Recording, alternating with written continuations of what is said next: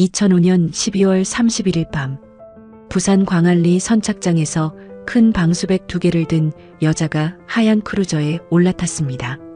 그것이 윤서영이 세상에 남긴 마지막 모습이었죠. 다음 날 대형 건설사로 유명한 정우건설 회장이 아내의 실종을 신고했습니다. 그녀의 실종엔 목격자도 증거도 없었습니다. 사건은 자발적 출국으로 종결됐고 그렇게 7년이 흘렀습니다. 2012년 8월 제주도 서귀포의 폐선 해체장. 태풍에 좌초된 뒤 압류되어 방치된 크루저 한 척을 해체하던 중 조타실 계기판 깊숙한 곳에서 발견된 것은 누군가 치밀하게 숨겨둔 블랙박스와 선박용 GPS 항적 기록기였습니다. 7년이 흘렀는데도 생생하게 담겨있는 블랙박스 속 목소리는 충격적이었죠. 그 안에는 그날 밤 바다 위에서 나는 목소리가 고스란히 담겨 있었습니다. 과연 그날 밤 바다 위에서 무슨 일이 벌어졌을까요? 그리고 사라진 윤서영은 도대체 어디 있는 걸까요? 그날의 이야기 시작합니다. 2012년 8월 14일 오전 제주도 서귀포 남원읍 외곽의 대형 폐선 해체장은 귀를 찢는 듯한 굉음으로 가득했습니다. 대형 크레인이 녹슨 선체를 종이장처럼 구겨대고 바닥에는 검은 기름띠와 바닷물이 뒤섞여 번들거렸죠. 작업반장 강필구는 압류 딱지가 너덜너덜하게 붙은 하얀색 크루저의 조타실에 몸을 구겨 넣고 있었습니다. A씨, 이건 또 왜 이렇게 안 빠져? 강필구는 땀에 젖은 장갑으로 미끄러운 드라이버를 고쳐쥐고 계기판 패널을 젖혔습니다. 녹슨 나사가 비명을 지르며 튕겨나갔죠. 플라스틱 덮개가 툭 하고 떨어지자 먼지 낀 배선 뭉치가 흉물스럽게 드러났습니다. 강필구는 습관처럼 돈 될 만한 전선들을 잡아당겼습니다. 그때였죠. 응? 이게 뭐야?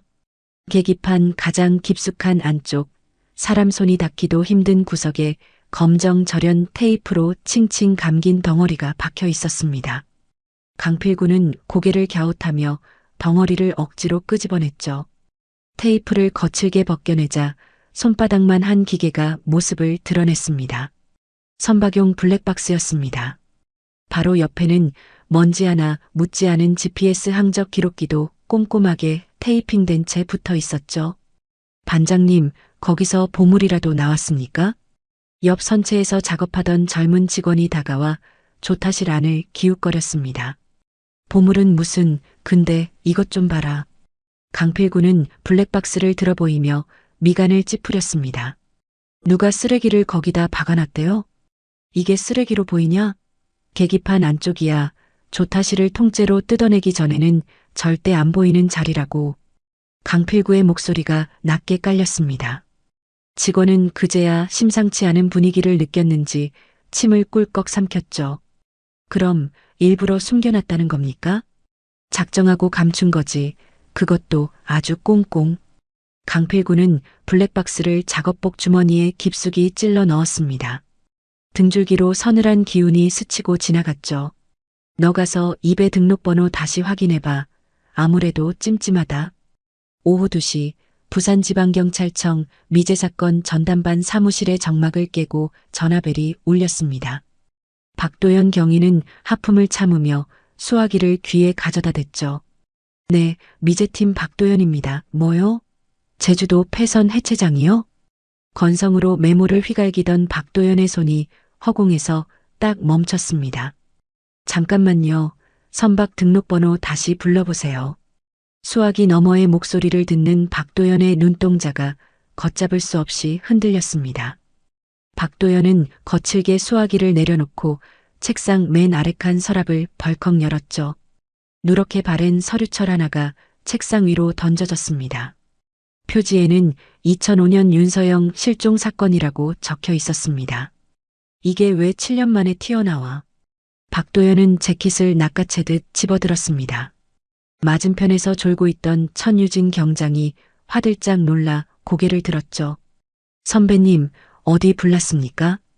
불이 아니라 시체가 튀어나왔다. 7년 전 건설사 회장 마누라 실종된 거 기억나지? 아, 그 윤서영 씨요? 그냥 일본으로 도망간 거로 종결된 거 아닙니까? 그 배가 지금 제주도 폐선 해체장에서 발견됐어. 근데 배 안에서 묘한 물건이 나왔네. 천유진이 눈을 동그랗게 뜨고 자리에서 벌떡 일어났습니다. 지금 가시는 거죠? 잔말 말고 비행기표 끊어. 다음 날 아침 박도영과 천유진이 폐선 해체장에 도착했을 때 현장 감식 반원들은 이미 하얀 방진복 차림으로 크루저 주위를 에워싸고 있었습니다. 강필구는 긴장한 표정으로 비닐봉투에 담긴 블랙박스와 GPS 기록기를 내밀었죠. 감식반장이 그것을 받아들고 박도연을 바라봤습니다. 경위님, 위치가 아주 기가 막힙니다. 조타실 계기판 안쪽 깊숙이 테이프로 고정해놨더군요. 누가 봐도 고의적인 은닉이네요. 박도연은 비닐 너머로 블랙박스를 노려보았습니다. 이 GPS 기록기, 메모리 살아있겠습니까? 7년 동안 잠자고 있었지만 침만 멀쩡하면 복구는 가능할 겁니다. 바로 국과수로 쏘겠습니다. 블랙박스부터 확인해 주세요. 그게 제일 급합니다. 그때 선실 쪽을 뒤지던 천유진이 다급하게 박도연을 불렀습니다. 선배님, 이리 좀 와보세요. 박도연이 성큼성큼 선실 쪽으로 걸어갔죠. 선실 바닥 매트를 걷어낸 자리에 감식 반원이 시약을 뿌리고 있었습니다. 치익 소리와 함께 파르스름한 형광빛이 어둠 속에서 피어올랐습니다. 혈흔입니다. 감식 반원의 말에 박도현과 천유진의 시선이 허공에서 부딪혔죠. 단순 가출이라더니 피바다였구만. 박도현이 입술을 깨물었습니다. 부산으로 돌아온 천유진은 7년 전 수사 기록을 신경질적으로 넘겼습니다. 선배님, 이거 기록이 엉망진창입니다. 목격자 탐문도 대충 했고 남편 알리바이도 그냥 말로만 확인했는데요. 상대가 누구냐? 부산 경남 재개발의 큰손 한정우 회장이야. 위에서 알아서 기었겠지. 박도연은 커피잔을 입에 가져가다 말고 책상에 내려놓았습니다. 그때 내가 맞겠다고 그렇게 난리를 쳤는데 결국 엉뚱한 팀으로 넘기더니 꼴 좋다. 그때 모니터 화면에 알림창이 떴죠. 국과수에서 보낸 긴급 파일이었습니다. 선배님, 블랙박스 음성 파일 복구됐나 봅니다. 스피커 키워봐. 지지직거리는 잡음이 사무실을 채웠습니다. 두 사람은 숨소리조차 죽이고 스피커에 귀를 기울였죠. 잠시 후 여자의 목소리가 흘러나왔습니다. 누군가에게 쫓기는 사람의 목소리라고는 믿기지 않을 만큼 차분하고 또렷했습니다. 오 선장님 잘 들어요. 내일 밤 11시에 광안리 선착장으로 배를 대요.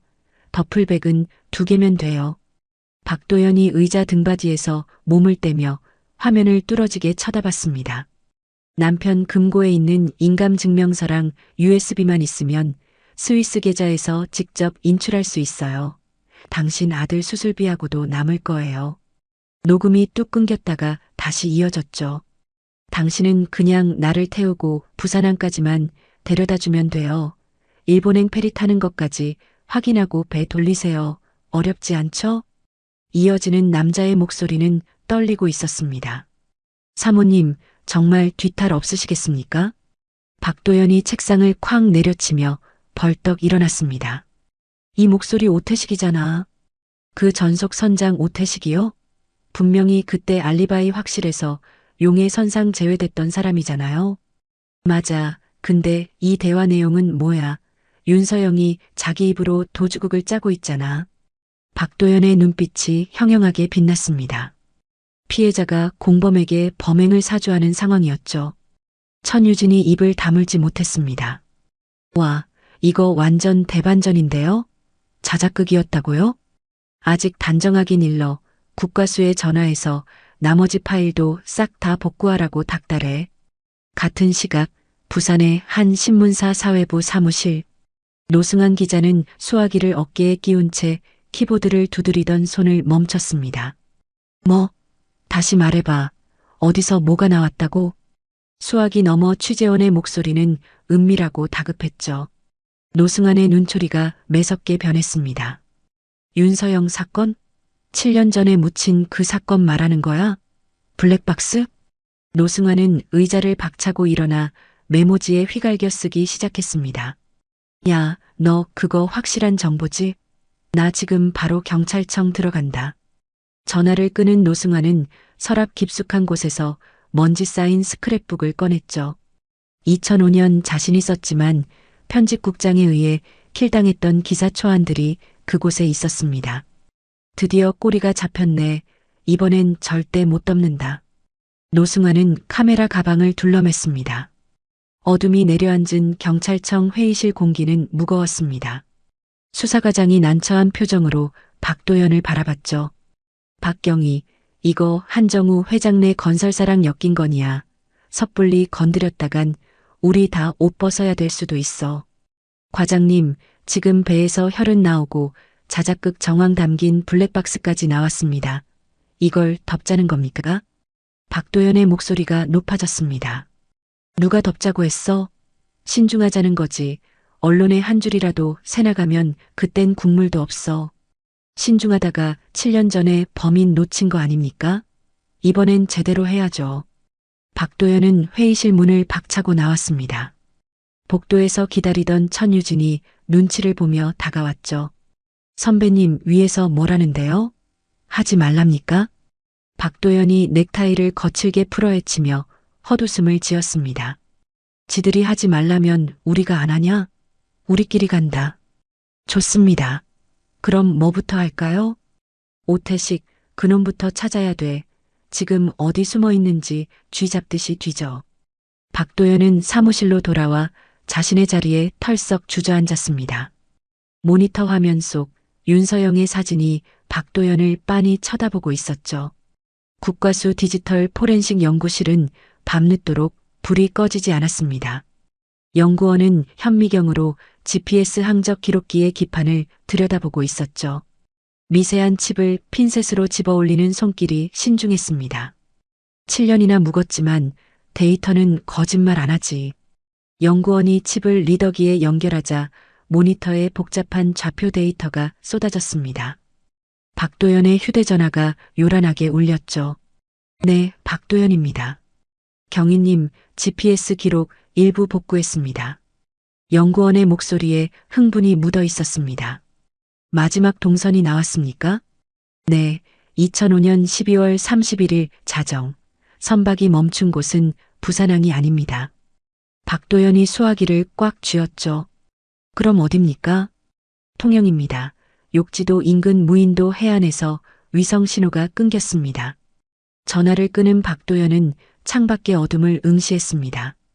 부산항에 내려드렸다던 오태식의 말과 달리 배는 통영의 외딴 무인도로 향했죠. 블랙박스 속의 자작극 계획은 어쩌면 더 큰 비극을 위한 연막일지도 모른다는 생각이 뇌리를 스쳤습니다. 천경장, 차 대기시켜 통영으로 간다.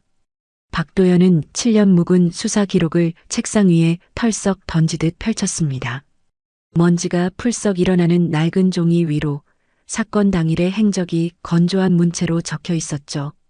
2005년 12월 31일 윤서영은 오후 6시 해운대 그랜드 호텔 송년 자선 만찬을 마치고 광안리 선착장으로 이동, 블루에로노에 탑승, 밤 11시경 부산항 국제여객 터미널 인근에서 하선 후 실종. 박도연이 형광펜 뚜껑을 이로 물어 열며 기록 위를 거칠게 그었습니다. 부산항, 부산항이라. 옆에서 다른 서류 더미와 씨름하던 천유진이 종이 한 장을 흔들었죠. 선배님, 여기 오태식 진술서 찾았습니다. 박도연이 낚아채듯 서류를 받아들었습니다. 오태식의 진술은 마치 미리 외워온 대본처럼 빈틈없이 매끄러웠죠. 사모님을 모시고 부산항으로 갔습니다. 그때 마침 해상교통관제 시스템이 점검 중이라 통신이 두절됐습니다. 관제소에서도 그날 밤 시스템 장애가 있었다고 확인해줬고요. 그래서 항적 기록은 남아있지 않습니다. 박도연이 헛웃음을 터뜨리며 다음 장을 넘겼습니다. 해양수산부의 회신 공문이 철되어 있었죠. 해당 시간대 VTS 시스템 점검으로 인한 통신 두절 보고 접수됨. 선박 항적 추적 불가. 기가 막히네. 아주 관제 시스템이 먹통인 딱 그 타이밍에 출항했다. 그래서 용의 선상에서 빠져나갔구만.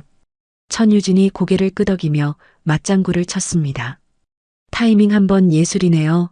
하늘이 도운 건지 누가 도운 건지. 박도연은 신경질적으로 전화기를 집어들어 해양수산부 번호를 눌렀습니다. 네, 부산지방경찰청 미제팀 박도연입니다.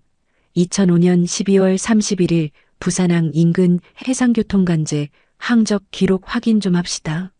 수화기 너머의 답변을 듣는 박도연의 미간이 점점 좁혀졌죠. 뭐요? 보존기간 5년? 그럼 싹 다 지워졌단 소립니까? 박도연은 거칠게 수화기를 내려놓았습니다. 젠장, 영상은 없답니다. 5년 지나서 자동 폐기됐대. 그럼 남은 건 그 점검 보고서 달랑 한 장이네요? 어떤 배가 지나갔는지, 누가 타고 있었는지 쥐뿔도 알 수가 없어. 박도연은 파일을 덮으며 책상을 주먹으로 쿵 내리쳤습니다. 천유진이 서류 뭉치를 뒤적이다가 빛바랜 신문 스크랩 한 뭉치를 꺼내들었죠. 선배님, 이것 좀 보세요. 한정우 회장 관련 기사들인데요. 박도연이 의자를 끌어당겨 천유진 옆으로 붙었습니다. 스크랩북에는 2006년부터 2012년까지 7년치 기사가 빼곡하게 붙어 있었죠. 가장 처음 기사의 제목이 박도연의 눈에 들어왔습니다. 정우건설 한정우 회장, 실종 아내 찾기 위해 사제 출연, 서영을 찾습니다. 재단 설립. 이거 봐라, 사건 석 달 만에 재단을 세웠네. 천유진이 다음 기사를 손가락으로 짚었습니다. 한정우 회장, 실종자의 날 행사 주최, 눈물의 호소, 아내가 돌아오길 매일 기도합니다. 그 옆에는 단상 위에서 손수건으로 눈물을 닦는 한정우의 사진이 크게 실려 있었죠. 말끔한 정장의 수척한 얼굴, 완벽한 비운의 남편 그 자체였습니다. 매년 빠짐없이 행사를 했네요. 7년 동안 한 해도 안 빠지고. 천유진이 혀를 내둘렀습니다. 기자회견도 해마다 했고 지역 봉사활동의 장학금까지 부산 경남에서 한정우 회장 모르는 사람이 없겠는데요. 박도연은 스크랩북을 거칠게 덮으며 의자 등받이에 몸을 던졌습니다. 7년이야. 7년 동안 아내 찾는 남편 코스프레를 한 거라고. 이 정도면 이미지 세탁이 아니라 이미지 건축이지. 천유진이 고개를 갸웃했죠. 근데 선배님, 이 사건 당시에 선배님도 수사에 참여하셨던 거 아닙니까? 기록에 이름이 있던데요. 박도연의 얼굴이 순간 굳었습니다. 커피잔을 집어들었다가 내려놓고 창밖을 멍하니 바라봤죠. 참여한 게 아니라 쫓겨난 거야. 네. 2006년 1월이었어. 사건 접수되고 열흘쯤 됐을 때였지.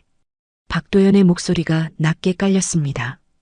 그때 나는 갓 발령받은 신참이었어. 강력계에 배치된 지 석 달밖에 안 됐는데 이 사건이 떨어진 거야. 신참한테 이런 큰 사건을? 아무도 안 맡으려고 했으니까 한정우 회장 건이라고 하니까 선배들이 다 슬슬 빠지더라고. 박도연은 빈 커피잔을 손가락으로 돌리며 말을 이었습니다. 나는 그때 몰랐지. 왜 다들 피하는지. 그냥 내 첫 번째 큰 사건이라고 신나서 달려들었어. 그래서요? 오태식 진술에 빈 구멍이 뻥 뚫려 있었어. 부산항에 내려졌다는데 목격자가 한 명도 없었거든. 일본행 페리 탑승자 명단에도 윤서영 이름은 없었고. 천유진이 몸을 앞으로 기울였죠. 그럼 당연히 파고들었겠네요? 당연하지. 오태식 재소환하겠다고 보고서 올렸어. 한정우 회장 자택 압수수색 영장도 청구하려고 했고. 박도연의 주먹에 힘이 들어갔습니다. 근데 보고서 올린 다음 날 수사과장이 나를 부르더니 이러는 거야. 박도연은 7년 전 수사과장의 목소리를 흉내내듯 낮게 읊조렸죠.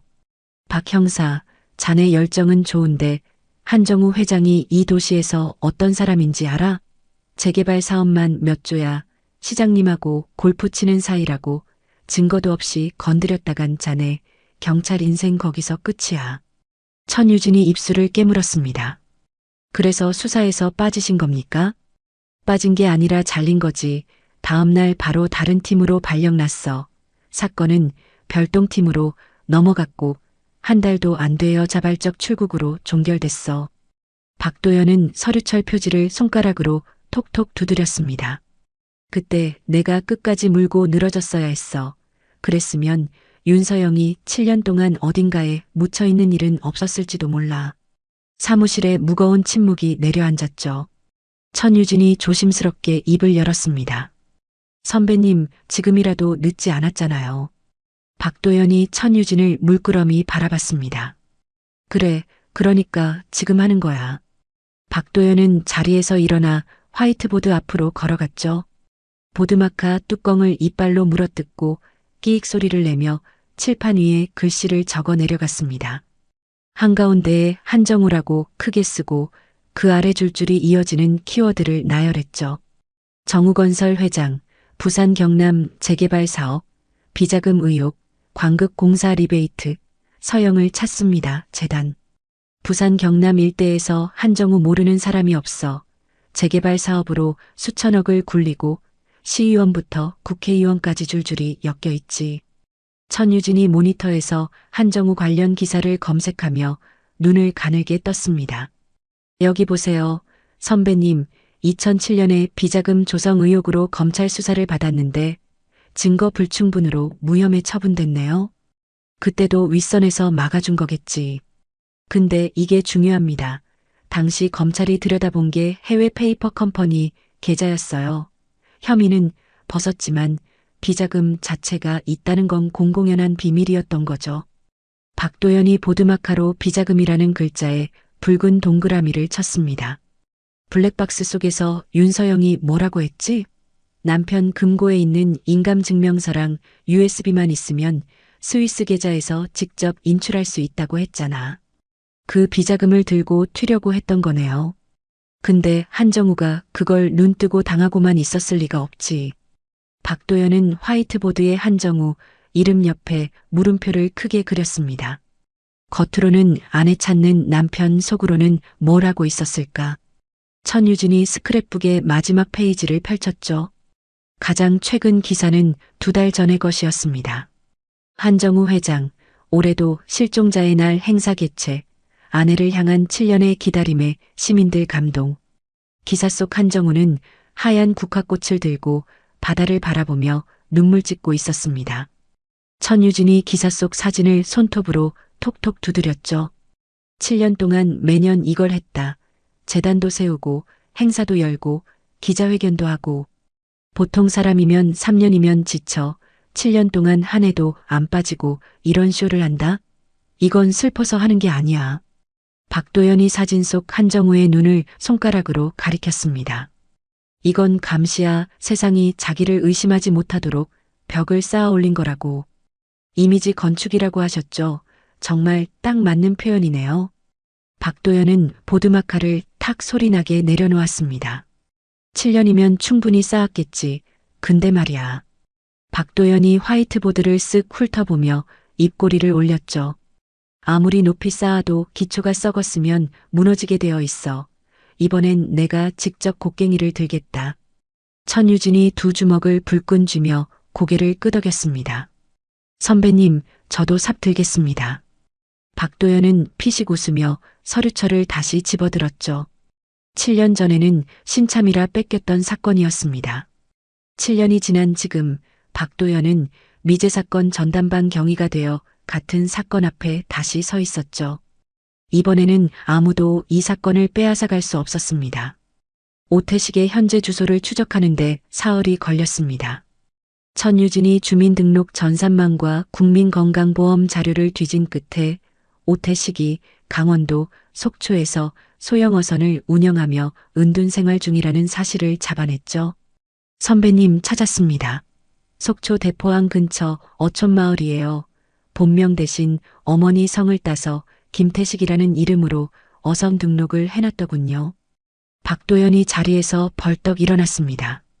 이름까지 받고 아주 작정하고 숨었구만. 영장은 아침에 떨어졌습니다. 시동 걸어 속초로 간다.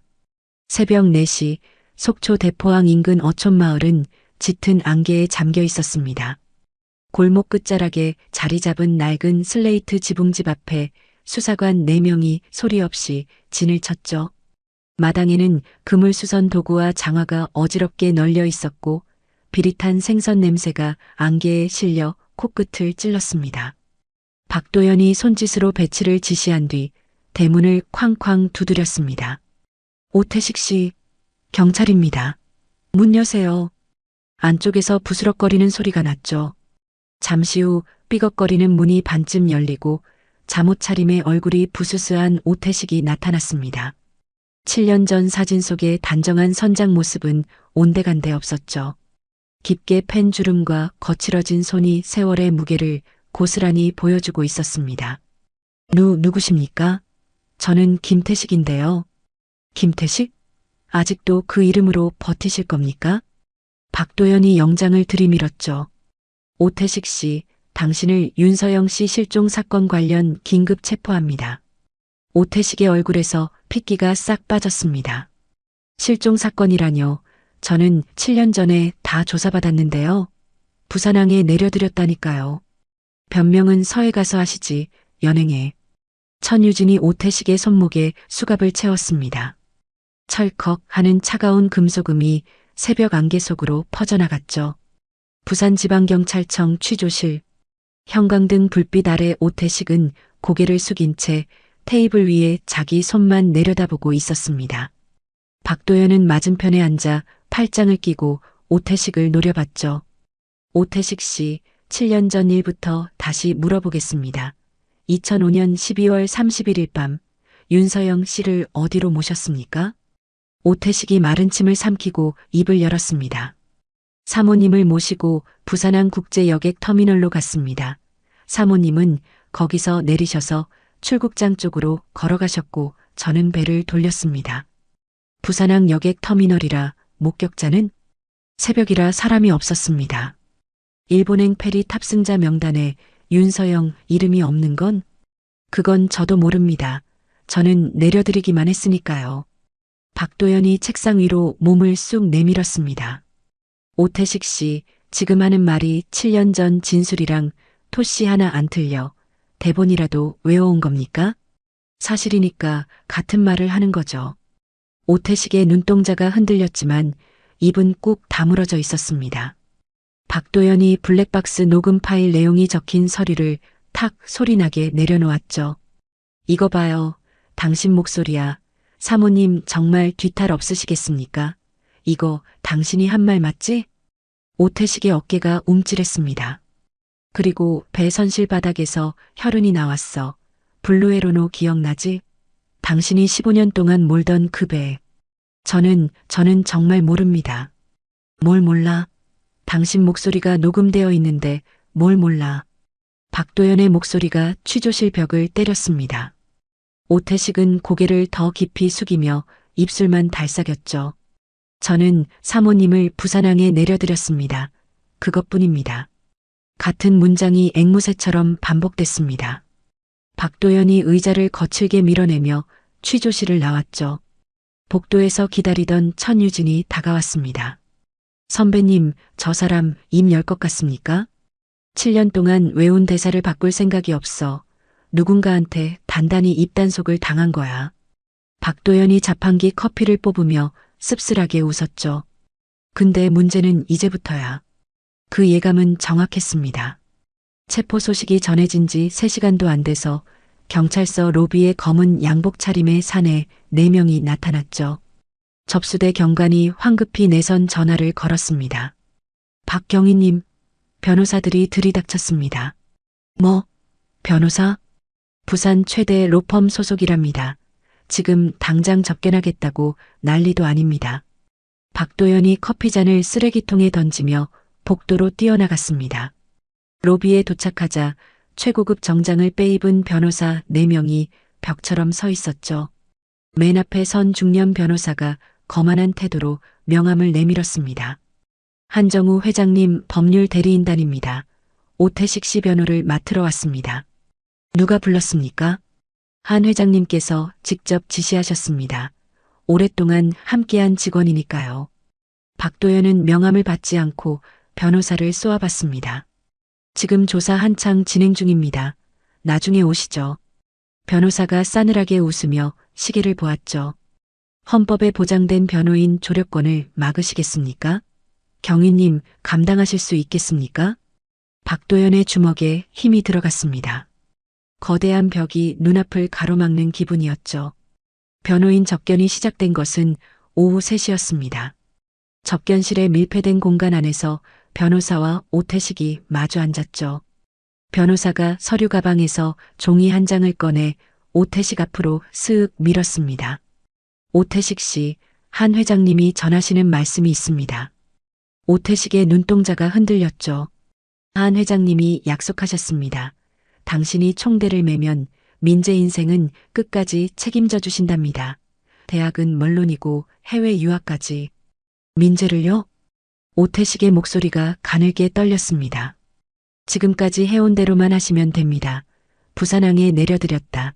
그 한마디면 충분합니다. 변호사가 몸을 앞으로 숙이며 목소리를 더 낮췄죠. 반대로 여기서 딴소리를 하시면 민재 치료비 지원 내일부터 끊깁니다. 어머님 요양원비도 선택하세요. 오태식이 두 손으로 얼굴을 감싸며 고개를 떨구었습니다. 접견이 끝나고 다시 취조실에 앉은 오태식의 태도는 완전히 달라져 있었습니다. 박도연이 의자를 끌어당기며 물었죠. 오태식 씨, 이제 진짜 얘기 좀 합시다. 그날 밤 정말 부산항에 간 겁니까? 오태식은 박도연의 시선을 정면으로 마주보며 또렷하게 대답했습니다. 사모님을 부산항 국제여객 터미널에 내려드렸습니다. 사모님은 더플백 2개를 들고 혼자 출국장 쪽으로 걸어가셨습니다.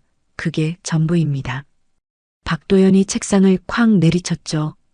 오태식 씨, 아까 내가 물었잖아요. 그 스카프 어디 있느냐고. 저는 사실만 말하는 겁니다. 사실? 7년 동안 같은 대사만 읊는 게 사실이야? 오태식은 입을 꾹 다물고 고개를 돌려버렸습니다.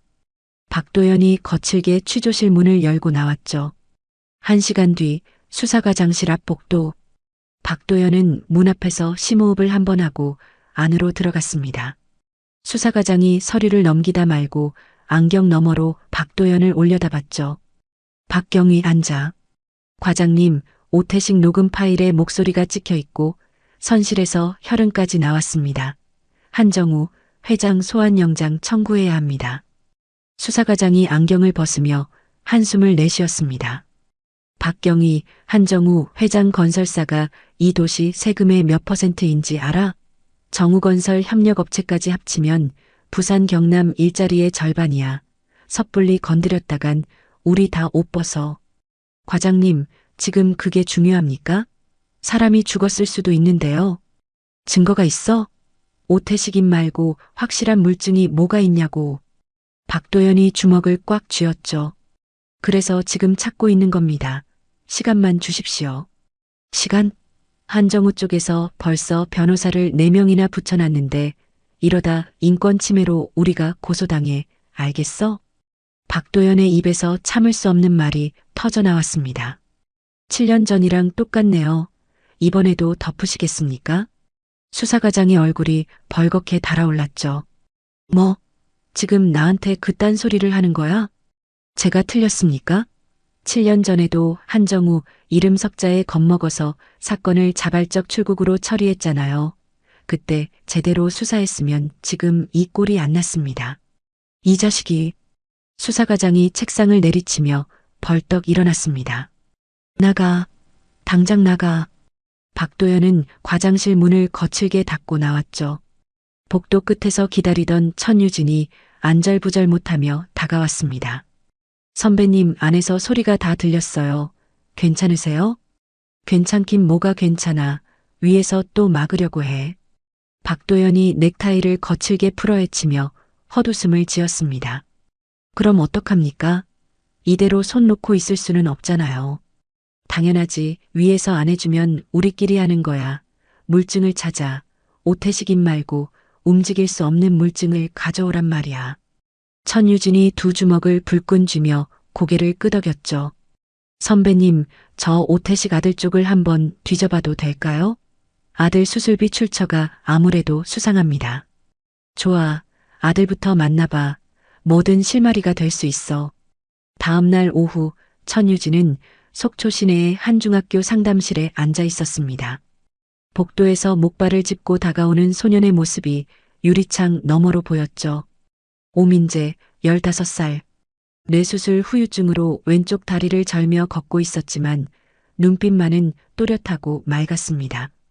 안녕, 민재야. 나는 천유진이라고 해. 아빠 회사 관련해서 잠깐 이야기 좀 하려고 왔어. 천유진은 일부러 밝은 표정을 지으며 민재 맞은편에 앉았죠. 민재는 목발을 의자 옆에 세우고 고개를 갸웃했습니다. 아빠 회사요? 아빠는 지금 배 타러 먼데 가셨는데. 응, 알고 있어. 아빠가 배 일을 하신다며? 민재가 고개를 끄덕이며 해맑게 웃었죠. 네. 아빠가 옛날에 아주 큰 배를 몰았대요. 진짜 멋진 배. 그래서 바다에서 큰 돈 벌어왔다고 했어요. 천유진의 가슴이 철렁 내려앉았습니다. 큰 돈? 네, 그 돈으로 제 수술도 해주셨대요. 아빠가 바다에서 열심히 일해서 번 거라고. 그래서 저도 크면 선장이 될 거예요. 민재의 눈이 별처럼 반짝였죠. 천유진은 웃음을 유지하는 게 힘겨웠습니다. 오태식이 아들에게 한 말은 전부 거짓이었죠. 바다에서 큰 돈을 번 게 아니라 누군가의 비극에 가담한 대가로 받은 입막음 돈이었습니다. 그런데 이 아이는 그 거짓말을 진심으로 믿고 아빠를 세상에서 가장 멋진 사람이라고 생각하고 있었죠. 아빠한테 자주 전화해? 아빠가 바다에 나가면 전화가 잘 안 터져요. 대신 편지를 보내줘요, 여기. 민재가 주머니에서 꾸깃꾸깃한 편지 한 장을 꺼내 보여줬습니다. 삐뚤빼뚤하지만 정성스러운 글씨가 적혀 있었죠. 민재야, 아빠는 먼 바다에서 열심히 일하고 있단다. 건강하게 잘 지내고 있으니 걱정 마라, 사랑한다. 아빠가. 천유진은 편지를 돌려주며 억지로 미소를 지었습니다. 아빠가 많이 보고 싶지? 네, 근데 괜찮아요. 아빠가 돈 많이 벌어서 돌아온다고 했으니까 그때 같이 낚시하기로 했어요. 천유진은 상담실을 나와 복도 끝 계단참에 섰습니다. 창밖으로 운동장에서 뛰어노는 아이들이 보였죠. 민재는 목발을 짚고 느릿느릿 운동장을 걸어가고 있었습니다. 천유진은 핸드폰을 꺼내 박도연에게 전화를 걸었죠. 선배님, 저 천유진입니다. 그래, 뭐 나왔어? 민재를 만났습니다. 천유진의 목소리가 살짝 갈라졌습니다. 그 아이가 아빠가 바다에서 큰 돈 벌어온 걸로 수술받은 거라고 믿고 있어요. 커서 선장이 되겠다고, 아빠처럼 멋진 배를 몰겠다고. 수화기 너머로 박도연의 한숨이 들렸죠. 오태식 그 바보 같은 놈, 아들한테까지 거짓말을 해놨구나. 선배님, 이 사건 반드시 끝내야 합니다. 오태식을 위해서가 아니라 저 아이를 위해서라도요. 알아, 나도 안다고. 박도연이 짧게 대답하고 전화를 끊었습니다. 천유진은 핸드폰을 주머니에 넣고 계단을 내려갔죠. 학교 정문을 나서는데 뒤에서 민재의 목소리가 들렸습니다. 누나, 다음에 또 올 거죠? 천유진이 뒤를 돌아봤습니다. 민재가 목발에 기대어 서서 손을 흔들고 있었죠. 천유진은 환하게 웃으며 손을 흔들어 줬습니다.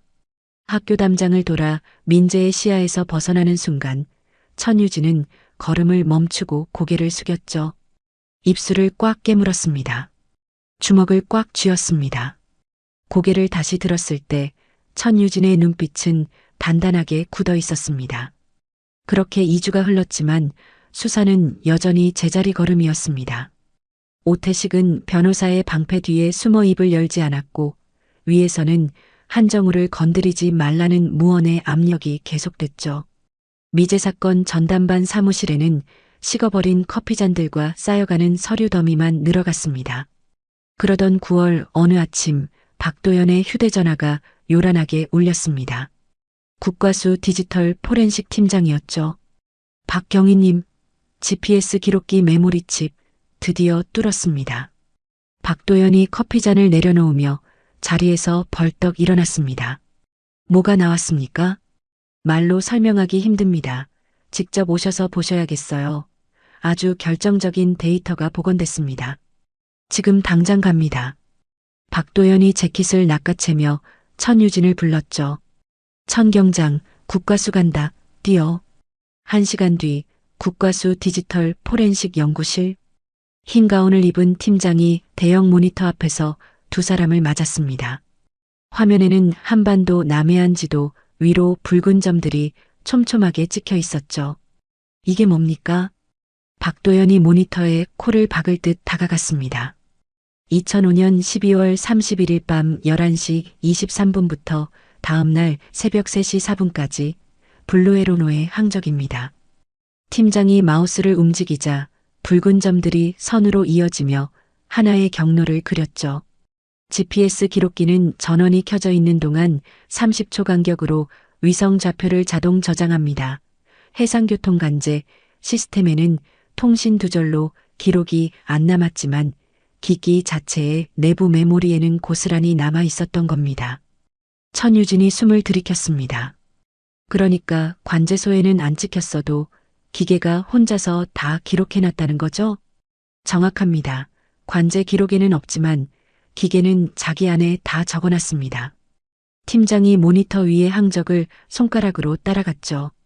출발점은 여기 부산 광안리 선착장입니다.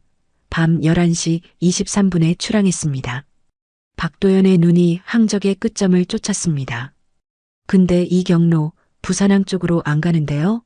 네, 출항하자마자 남쪽으로 방향을 틀었습니다. 거제 해역을 지나 통영 방면으로 직행했습니다.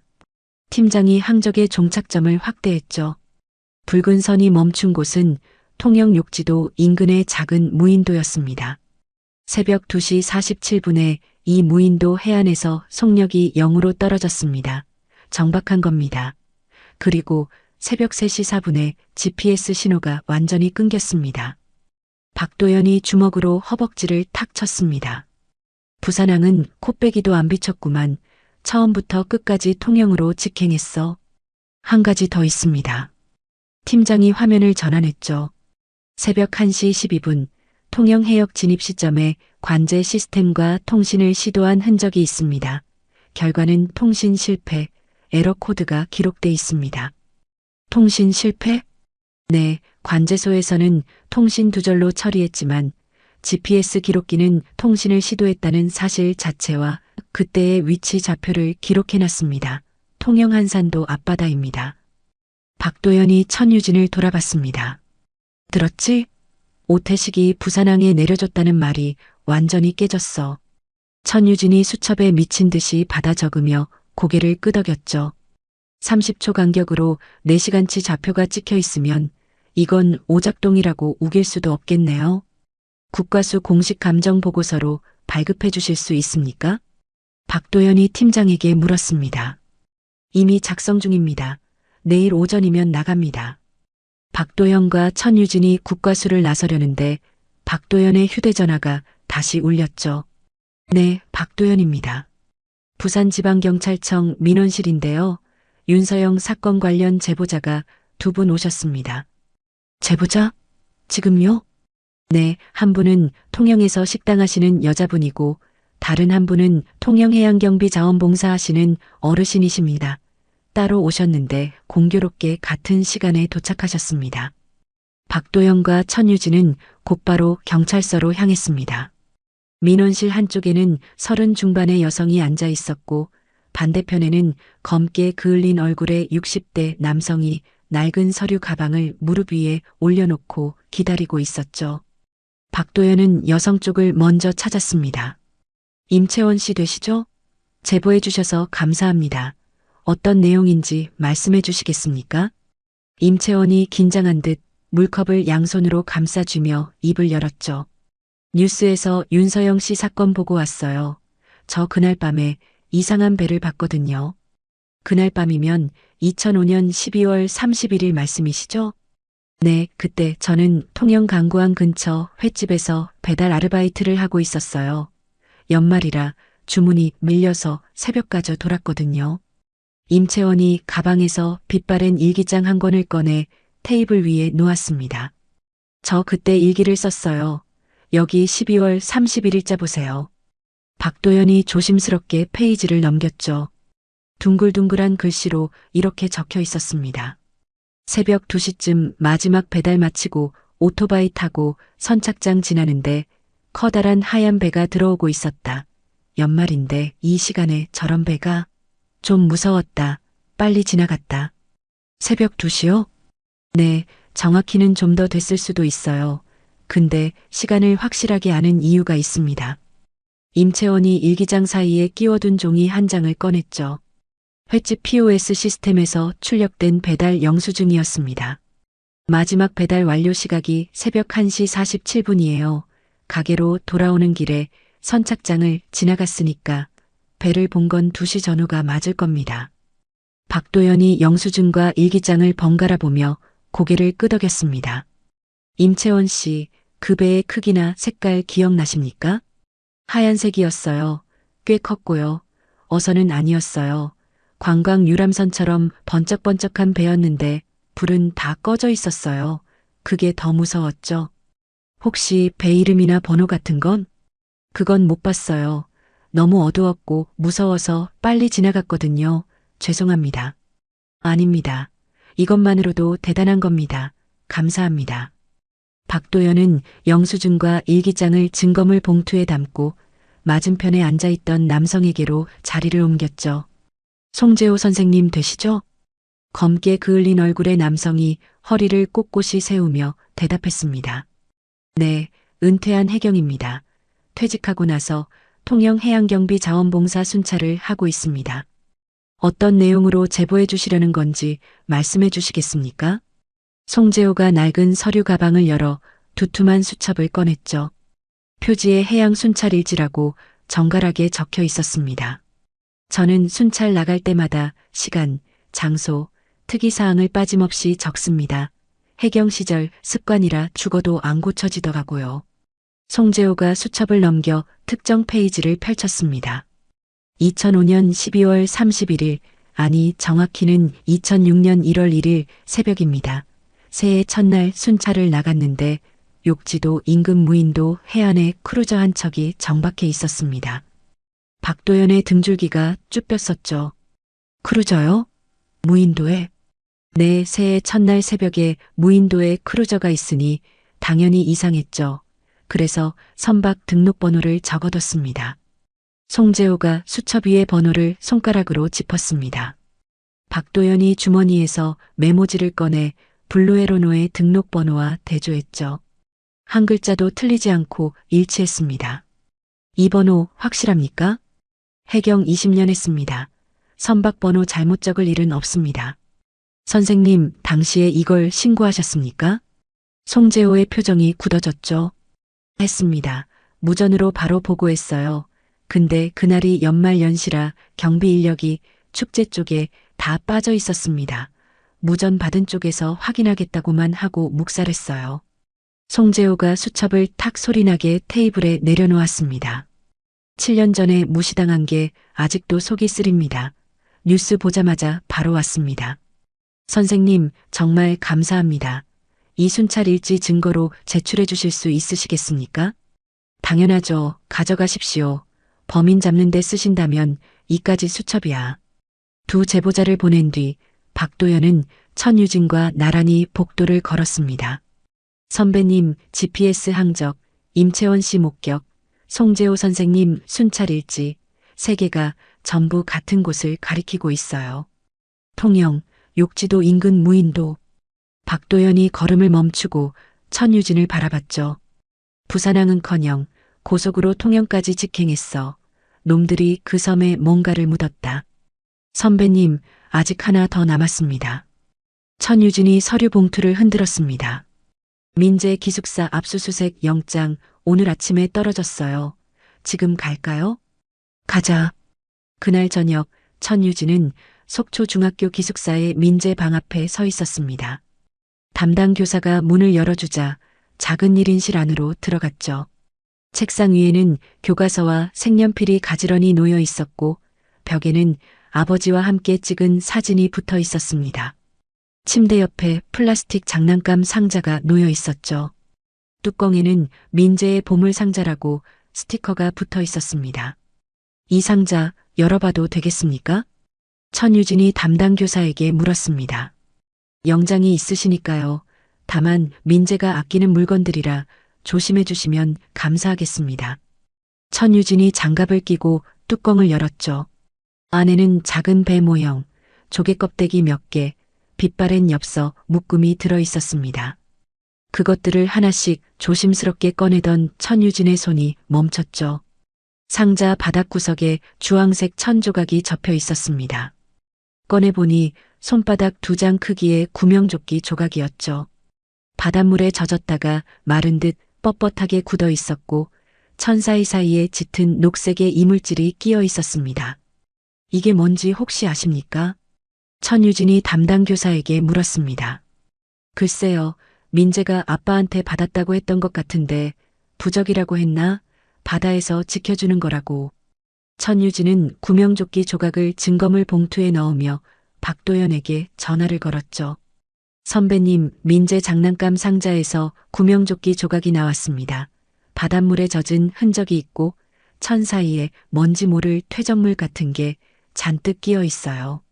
당장 국과수로 보내. 사흘 뒤 국과수에서 긴급 분석 결과가 도착했습니다. 박도연이 보고서를 펼치는 손에 힘이 들어갔죠. 빙고. 천유진이 옆에서 보고서를 들여다봤습니다. 구명조끼 섬유에 묻어있던 해저 퇴적물, 욕지도, 인근 무인도, 해안의 퇴적물과 성분이 정확히 일치한다. 특히 이 부분 봐. 해당 해역 특유의 화산재 성분이 검출됐대. 다른 지역에서는 나올 수 없는 성분이래. 박도연이 보고서를 탁 소리나게 책상에 내려놓았습니다. 오태식이 그 무인도에 갔었다는 결정적 물증이야. 박도연은 자리에서 벌떡 일어나 화이트보드 앞으로 성큼성큼 걸어갔죠. 보드마카로 남해안 지도 위에 굵은 선을 그었습니다.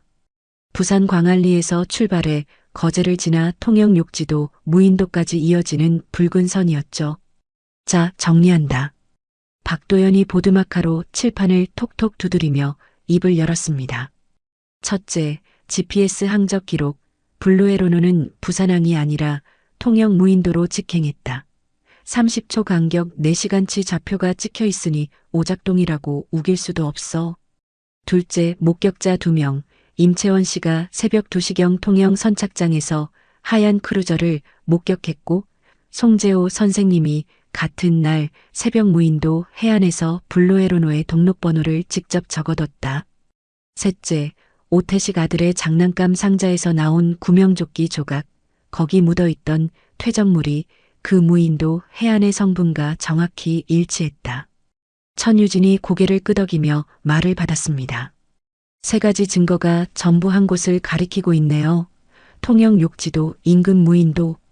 박도연이 무인도 위치에 붉은 동그라미를 크게 그렸죠. 부산항은커녕 고속으로 통영까지 직행했어. 놈들이 그 섬에 뭔가를 묻었다.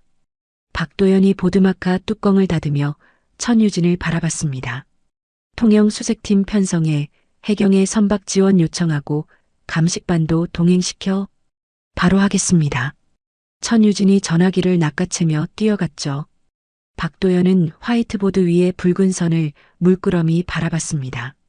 7년 동안 바다 밑에 잠들어 있던 GPS 기록기가 토해낸 좌표들, 일기장에 적힌 한 줄의 문장, 순찰 일지에 꾹꾹 눌러 쓴 등록번호, 장난감 상자 바닥에 숨어있던 주황색 천 조각.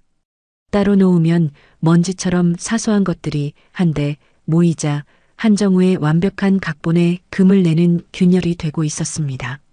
천유진은 오태식 아들의 수술비 출처를 물고 늘어졌습니다.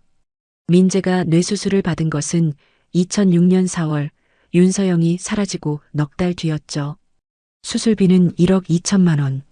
소형 어선도 없던 시절의 오태식이 감당할 수 있는 금액이 아니었습니다.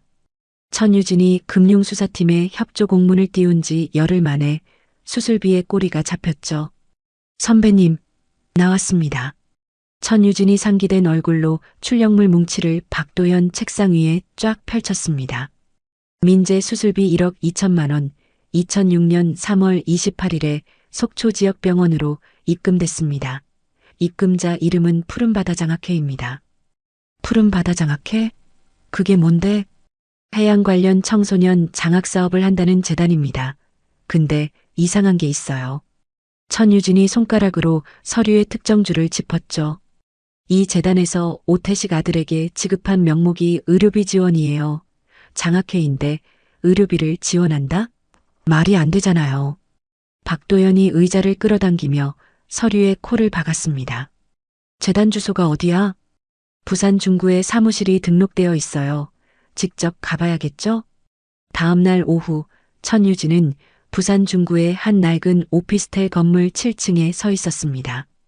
복도 끝 706호 문에 푸른바다 장학회라고 적힌 조그만 명패가 붙어 있었죠. 초인종을 눌렀지만 아무 반응이 없었습니다. 관리실에서 여분의 열쇠를 받아 문을 열자 천유진은 입구에서 멈춰섰죠. 사무실이라고 부르기도 민망한 공간이었습니다. 책상 2개, 의자 2개, 전화기 1대. 책상 위에는 먼지가 손가락 한마디 두께로 쌓여 있었고 달력은 3년 전 날짜에서 멈춰 있었죠. 유령 사무실이네. 천유진이 중얼거리며 서랍을 열었습니다. 장부도 서류도 활동 기록도 없었죠. 서류상으로만 존재하는 껍데기 재단이었습니다. 1시간 뒤 천유진은 푸른바다 장학회의 유일한 등록 직원을 추적해냈습니다. 부산 사하구에서 작은 문구점을 운영하고 있는 50대 여성 김말순이었죠. 김말순 씨 되시죠? 푸른바다 장학회에서 일하셨다고 들었습니다. 김말순이 문구점 카운터 뒤에서 놀란 눈으로 천유진을 바라봤습니다. 아이고, 그 장학회가 아직도 있어요? 저는 한 3년 전에 연락이 끊겨서 그냥 그만둔 건데. 어떤 일을 하셨습니까? 일이랄 것도 없었어요. 매달 한 번씩 전화가 와요. 어디에 얼마 보내라. 그러면 제가 송금하는 거예요. 천유진이 수첩을 꺼내며 물었죠. 전화는 누구한테서 왔습니까? 정우건설 비서실이라고 했어요. 한 회장님 비서실에서 매달 지시가 내려왔습니다. 금액도 받는 사람도 전부 거기서 정해줬어요. 천유진의 펜이 수첩 위를 거칠게 긁었습니다. 혹시 한정우 회장을 직접 만나신 적은 있으십니까? 아이고, 저 같은 사람이 회장님을 어떻게 만나요? 전화로만 지시받았지. 한 번도 못 봤습니다. 그 돈은 어디서 들어왔습니까? 잘 모르겠어요. 재단 통장에 돈이 들어오면 시키는 대로 보내기만 했으니까. 천유진은 문구점을 나와 곧바로 금융수사팀에 전화를 걸었죠. 푸른바다 장학회 계좌로 들어온 돈의 원천을 끝까지 추적해 주세요. 차명 계좌가 몇 개 끼어 있든 상관없습니다. 최종 출처를 찾아야 합니다. 이틀 뒤 금융수사팀에서 결과가 넘어왔습니다. 천유진이 출력물을 펼치는 손이 미세하게 떨렸죠. 선배님, 꼬리 잡았습니다. 박도연이 커피잔을 내려놓고 다가왔습니다. 푸른바다 장학회로 들어온 기부금을 역추적했더니 차명 계좌가 3개 나왔습니다. 첫 번째는 부산의 무역회사 명의, 두 번째는 서울의 투자자문 회사 명의, 세 번째는 개인 명의. 그래서 그 끝이 누군데? 한정우 처남입니다. 천유진이 서류 위에 이름을 손가락으로 탁 찍었죠. 한정우 처남 명의의 법인 계좌에서 출발해서 3개의 차명 계좌를 거쳐 푸른바다 장학회로 흘러들어갔습니다. 돈 세탁을 아주 꼼꼼하게 했는데 결국 물줄기는 한정우한테서 나온 겁니다. 박도연 경위가 자리를 박차고 일어났습니다. 한정우가 오태식한테 수술비를 대줬다. 그것도 재단을 만들어서 우회 지급했어. 이게 입막음이 아니면 뭐야? 선배님, 이거 구속영장 청구할 수 있는 거 아닙니까? 아직이야. 돈 흐름만으로는 정황 증거지 직접 증거가 아니야. 더 확실한 걸 쥐어야 해. 그때 사무실 TV에서 긴급 뉴스 자막이 흘렀습니다. 정우건설 한정우 회장, 오늘 오후 2시 긴급 기자회견 예정. 박도연이 TV를 올려다보며 미간을 좁혔죠. 이 양반이 또 뭘 꾸미려고. 오후 2시 정우건설 본사 대회의실은 발 디딜 틈 없이 기자들로 북적였습니다. 카메라 플래시가 기관총처럼 터지는 가운데 한정우가 단상에 올라섰죠. 검은 정장에 검은 넥타이, 수척한 얼굴. 한정우는 떨리는 목소리로 성명서를 읽어내려갔습니다. 최근 경찰 수사가 재개되면서 제 아내 윤서영의 실종 사건이 다시 세상에 알려지고 있습니다. 한정우가 잠시 말을 잇지 못하겠다는 듯 눈가를 손수건으로 훔쳤죠. 저는 7년 동안 아내가 살아 돌아오기만을 매일 기도했습니다. 제단도 세우고 매년 행사도 열고 하루도 잊은 적이 없습니다. 카메라 셔터 소리가 빗발쳤습니다. 그런데 이제야 밝혀진 사실은 제 아내가 저를 배신하고 제 재산을 훔쳐 달아나려 했다는 겁니다. 그리고 그 계획을 도운 사람이 제가 15년이나 믿었던 오태식입니다. 한정우의 눈빛이 차갑게 변했죠. 저는 2번 배신당한 겁니다. 아내에게 그리고 직원에게. 피해자는 접니다. 이 점을 분명히 해주십시오. 기자들이 질문을 퍼부었지만 한정우는 경호원들의 호의를 받으며 유유히 회견장을 빠져나갔습니다.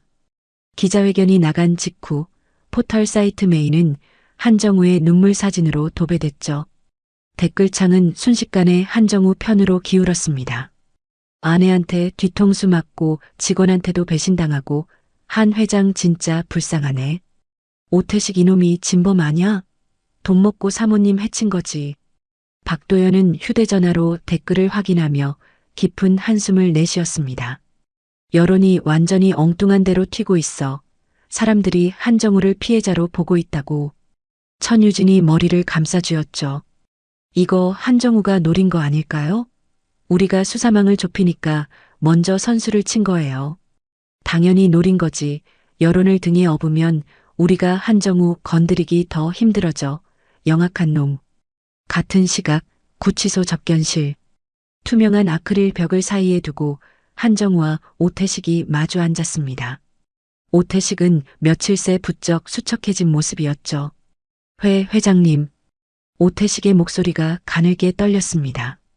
한정우는 아무 말 없이 양복 안주머니에서 메모지와 펜을 꺼냈죠. 접견실의 모든 대화가 녹음되고 있다는 것을 알고 있었기 때문입니다.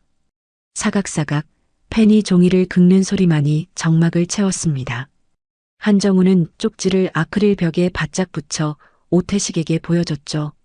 버텨라, 출소하면 뉴질랜드 이민, 어머니 요양원비 평생 보장한다. 오태식이 쪽지를 읽고 흔들리는 눈으로 고개를 들었습니다. 한정우가 다시 펜을 움직였죠. 배신하면 민재, 학교에서 꺼낸다. 오태식의 2 손이 테이블 아래에서 하얗게 변할 때까지 주먹을 쥐었습니다. 한정우는 쪽지를 구겨 양복 안주머니에 넣더니 갑자기 인자한 목소리로 크게 말했죠. 오 선장, 힘내시오. 진실만 말하면 됩니다. 경찰이 강압적으로 나오더라도 굴하지 마십시오. 우리 로펌이 당신의 인권을 끝까지 지킬 겁니다. 오태식은 마른 침을 삼키며 힘겹게 대답했습니다. 네, 알겠습니다, 회장님. 접견이 끝나고 한정우가 구치소를 나선 바로 그 오후 속초의 요양원에 전화 한 통이 걸려왔죠. 푸른 바다 장학회입니다. 오 씨 어머님에 대한 의료비 후원을 이번 달부터 중단하겠습니다. 요양원 사무장이 당황하며 물었습니다. 갑자기요? 사유가 뭡니까? 내부 사정입니다. 이상입니다. 뚝 전화가 끊겼습니다. 이 사실을 포착한 것은 천유진이었죠. 오태식의 어머니 요양원비 납부 내역을 실시간으로 모니터링하고 있었던 겁니다. 선배님, 한정우가 구치소 접견하고 나온 바로 그날 오태식 어머니 요양원에 후원 중단 통보가 갔습니다. 천유진이 통화 기록 출력물을 박도연에게 내밀었습니다. 접견하고 나와서 바로 전화한 거네. 오태식 입 다물라는 압박이야. 박도연이 출력물을 탁 소리나게 책상에 내려놓으며 입꼬리를 올렸죠. 근데 말이야, 이건 오히려 우리한테 좋은 거야. 네. 한정우가 오태식을 실시간으로 통제하고 있다는 정황 증거가 되거든. 접견 직후 후원 중단이라. 이건 우연이 아니라 조건부 협박이야. 천유진이 고개를 끄덕였습니다. 그럼 어떻게 하실 겁니까? 박도연 경위가 의자를 돌려 천유진을 마주봤습니다. 눈에 장난기 비슷한 것이 어렸죠. 유진이 한정우 쪽에 소문 하나 흘려야겠다. 무슨 소문이요? 오태식이 자백 직전이라고, 입이 슬슬 열리고 있다고 한정우 귀에 들어가게 흘려 천유진이 눈을 동그랗게 떴습니다. 그러면 한정우가 어떻게 나올까요? 초조해지겠지. 초조해지면 실수를 해. 지금까지 저렇게 차분한 건 자기가 안전하다고 믿으니까야. 그 믿음에 금을 내야 돼. 박도연이 자리에서 일어나 화이트보드 앞으로 걸어갔습니다. 보드마카로 한정우 이름 옆에 흔들기라고 적었죠. 돈 흐름은 잡았고 압박 정황도 잡았어. 이제 저놈의 방패를 안에서부터 무너뜨릴 차례야. 박도연이 보드마카 뚜껑을 닫으며 창밖을 내다봤습니다. 부산항의 불빛이 밤바다 위에서 일렁이고 있었죠.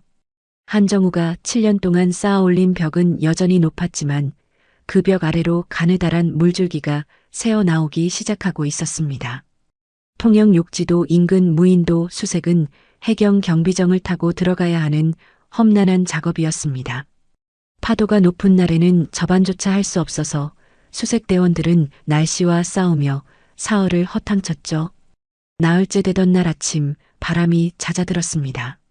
박도현과 천유진을 포함한 수색대 12명이 무인도에 상륙했죠. 섬은 축구장 서너 개 크기의 바위투성이 야산이었습니다. 사람이 살지 않는 곳이라 수풀이 허리까지 자라 있었고 발을 디딜 때마다 돌멩이가 비탈을 따라 와르르 굴러내렸죠. 남쪽 해안부터 북쪽 능선까지 한 뼘도 빠짐없이 뒤진다. 박도연이 확성기를 들고 소리쳤습니다. 수색대원들이 삽과 탐지 장비를 들고 흩어졌죠. 삼날이 흙을 파고드는 소리와 거친 숨소리가 섬을 가득 채웠습니다. 닷새째 되던 오후 서쪽 비탈의 바위 틈새를 파내던 대원이 삽질을 멈추고 소리쳤죠. 여기 뭔가 있습니다. 뭔가 걸렸어요. 박도연이 비탈을 미끄러지듯 내려갔습니다. 대원이 가리킨 바위 틈 아래로 조심스럽게 흙을 걷어내자 하얀 것이 드러났죠. 뼈였습니다. 7년의 세월을 견뎌낸 백골이 무인도의 흙 속에서 모습을 드러낸 겁니다. 시신 발견했습니다. 무전기를 타고 다급한 목소리가 섬 전체로 퍼져나갔습니다. 감식 반원들이 하얀 방진복 차림으로 달려왔죠. 박도연은 미간을 찌푸리며 구덩이 주변을 살폈습니다. 유류품은 있습니까? 여기 있습니다. 감식 반원이 가리킨 곳에는 사가서 너덜너덜해진 검은색 방수 덮을백이 흙 속에 반쯤 묻혀 있었죠. 박도연이 장갑을 끼고 덮을백의 지퍼를 열었습니다. 안에는 형체를 알아보기 힘들 정도로 부식된 옷가지 몇 벌과 곰팡이가 핀 지갑이 들어 있었죠. 지갑 안에서 신분증이 나왔습니다. 감식 반원이 증거물 봉투에 담긴 신분증을 내밀었습니다. 흙물에 오염된 사진 속 얼굴이 희미하게 보였죠. 윤서영이었습니다. 덮을백이 하나밖에 없네요. 천유진이 구덩이 주변을 샅샅이 둘러보며 말했습니다. 둘이었잖아요. 광안리 선착장에서 2개를 들고 탔다고 했는데. 박도연이 고개를 끄덕였죠. 옷까지 넣은 백만같이 묻고 비자금 든 백은 누군가 챙겨간 거야. 인감증명서랑 USB가 들어있던 그 백을. 천유진이 입술을 깨물었습니다. 한정우겠죠. 그래야 말이 맞지. 수습된 유해는 부산으로 이송됐습니다. 이틀 뒤 국과수 부검 결과 보고서를 받아든 박도연의 표정이 굳어졌죠. 목뼈 설골에 골절 흔적이 있습니다. 강한 힘으로 목을 졸랐을 때 나타나는 전형적인 손상입니다. 끈이나 청 같은 부드러운 재질로 뒤에서 조른 것으로 추정합니다. 박도연이 보고서를 책상에 내려놓으며 물었습니다. 범행 도구는요? 현장에서 뭐 나온 거 없습니까? 아쉽게도 없습니다. 시신과 옷가지뿐이었습니다. 범인의 흔적이 묻어있을 결정적 물증, 목을 조른 그 물건이 없었죠. 그날 저녁 윤서영 시신 발견 속보가 전국을 뒤흔들었습니다.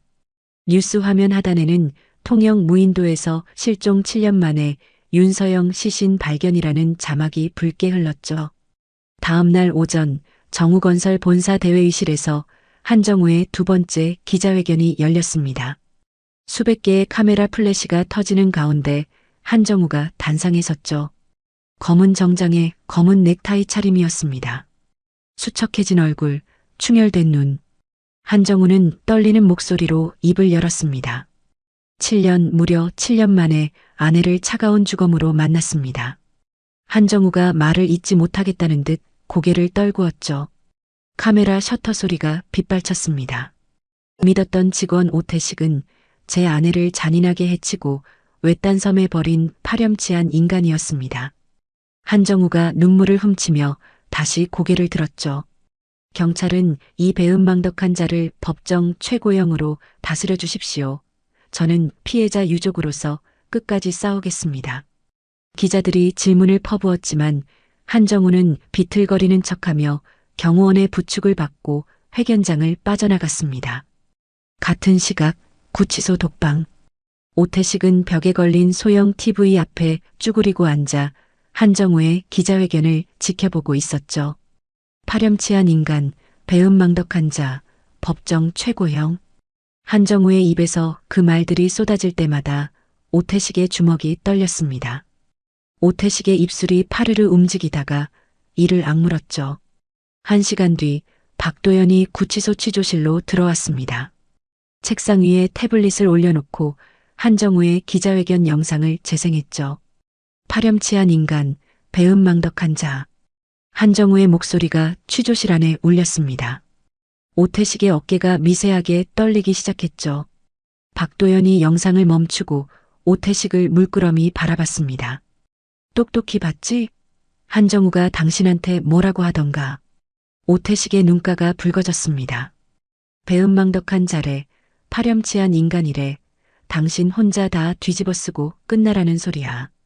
저는 오태식의 목소리가 가늘게 갈라졌죠.